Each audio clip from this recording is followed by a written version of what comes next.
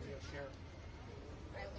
Okay, well, first of all, earlier today, Senator Rubio and I put out a joint statement, and I can say firsthand, having reviewed the intelligence, it is my firm assumption that Israel was not responsible for the awful destruction of the hospital in Gaza. I think it is very important that the intelligence community and others lean forward as much as possible to bring that evidence to light, since there are clearly protests not only in the West Bank but around the world. These images are horrible. And I thought it was incumbent that I see the intelligence firsthand before I reach a conclusion. But my conclusion is firm. So, number of casualties at the hospital exaggerated. Do you have any? I don't have that. I don't have that information. I might admit it's very. As chairman of the Intelligence Committee, I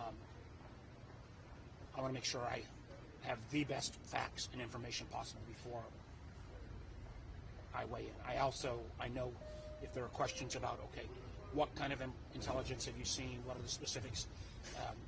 I can't weigh in on that. There is a reason why information is classified, but I do think it's important that the administration and, frankly, the Israelis put out as much evidence as possible to make sure that the origins of this horrific attack on the hospital, who did it, is made clear.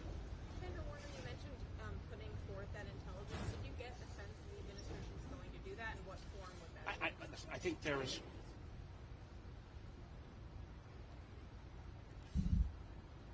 For a whole lot of my colleagues who have not seen the intelligence that I've seen, there clearly was that sense as well.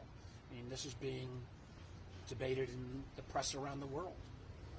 And clearly there are some press outlets that are not friendly to the United States or not friendly at all to Israel that may be simply not showing or telling the full story.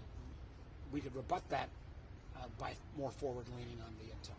In the administration request, do you have any, did you all talk about timing of when that might come out? And do you think it will include border money as well to try to assuage? I think it's extraordinarily important that we support Israel, that we also continue to stand up for Ukraine. Russia is watching, the rest of the world is watching, and the Ukrainians, along with our European allies, need that assistance.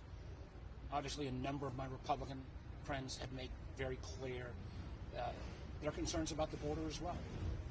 Do you think Democrats would support that? I think we've got to get this full supplemental done as quickly as possible.